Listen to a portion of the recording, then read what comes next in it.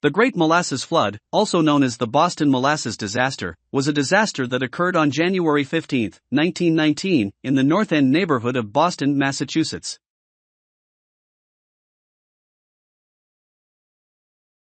The disaster occurred in Boston's North End at the Purity Distilling Company facility at 529 Commercial Street near Keeney Square. A considerable amount of molasses had been stored there by the company, which used the Commercial Street tank, located adjacent to Boston Harbor, to offload molasses from ships and store it for later transfer by pipeline to the Purity ethanol plant situated between Willow Street and Everett Street in nearby Cambridge.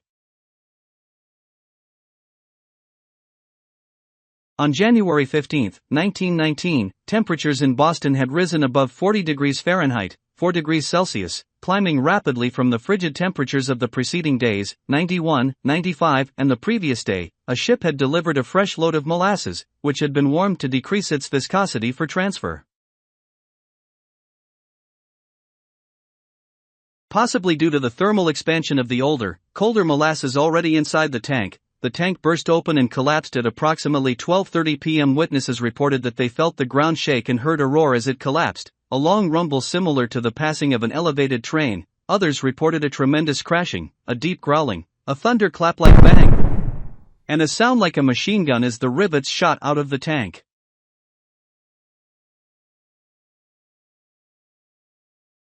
The collapse translated this energy into a wave of molasses 25 feet high at its peak, moving at 35 miles per hour. The wave was of sufficient force to drive steel panels of the burst tank against the girders of the adjacent Boston Elevated Railway's Atlantic Avenue structure and tip a streetcar momentarily off the railway's tracks. Stephen Puleo describes how nearby buildings were swept off their foundations and crushed. There was molasses, waist deep, covered the street and swirled and bubbled about the wreckage. Here and there struggled a form. Whether it was animal or human being was impossible to tell.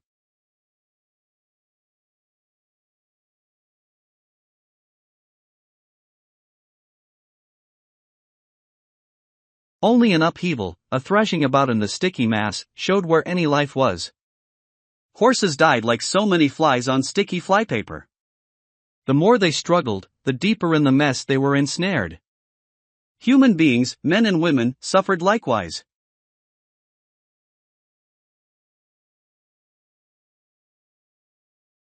The Boston Globe reported that people were picked up by a rush of air and hurled many feet. Others had debris hurled at them from the rush of sweet-smelling air. A truck was picked up and hurled into the harbor.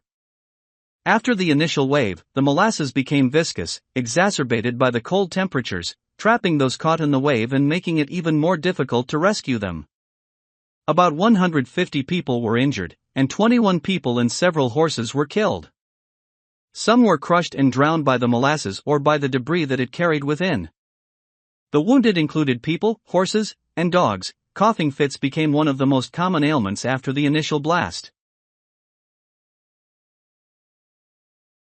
The cadets ran several blocks toward the accident and entered the knee-deep flood of molasses to pull out the survivors. In contrast, others worked to keep curious onlookers from getting in the way of the rescuers.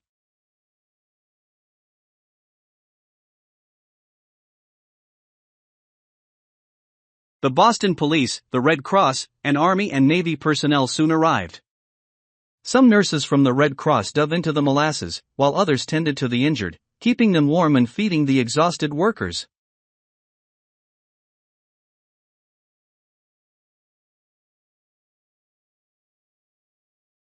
Many of these people worked through the night, and the injured were so numerous that doctors and surgeons set up a makeshift hospital in a nearby building.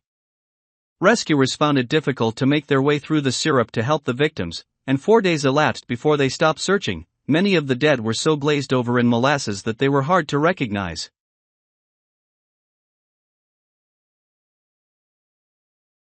The company claimed that anarchists had blown up the tank because some of the alcohol produced was to be used in making munitions, but a court-appointed auditor found USIA responsible after 3 years of hearings, and the company ultimately paid out $628,000 in damages, $11.7 million in 2025, adjusted for inflation. Relatives of those killed reportedly received around $7,000 per victim, equivalent to $130,000 in 2025. Cleanup crews used salt water from a fireboat to wash away the molasses and sand to absorb it, and the harbor was brown with molasses until summer. The cleanup in the immediate area took weeks, with several hundred people contributing to the effort, and it took longer to clean the rest of Greater Boston and its suburbs. Rescue workers, cleanup crews, and sightseers had tracked molasses through the streets and spread it to subway platforms, to the seats inside trains and streetcars, to pay telephone handsets, into homes, and to countless other places. It was reported that everything that a Bostonian touched was sticky.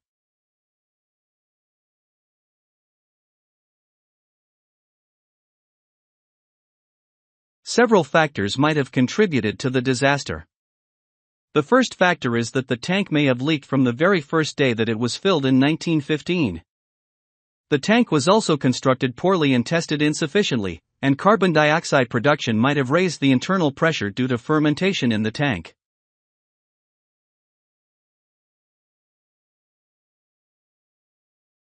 The tank had been filled only 8 times since it was built a few years previously, putting the walls under an intermittent, cyclical load. Several authors say that the Purity Distilling Company was trying to outrace Pro's amendment was ratified the next day, January 16, 1919, and took effect 1 year later. What do you think happened? Leave your comments below.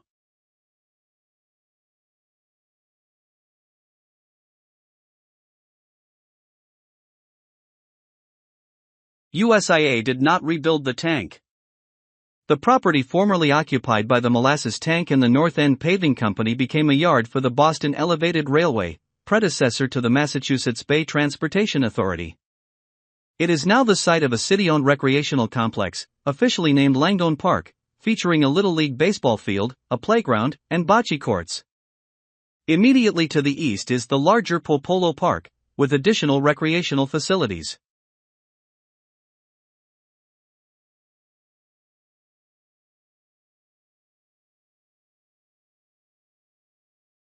On January 15, 2019, for the 100th anniversary of the event, a ceremony was held in remembrance. Ground-penetrating radar was used to identify the exact location of the tank from 1919. The concrete slab base for the tank remains in place approximately 20 inches, 51 centimeters, below the surface of the baseball diamond at Langone Park. Attendees of the ceremony stood in a circle marking the edge of the tank. The 21 names of those who died in, or as a result of, the flood were read aloud.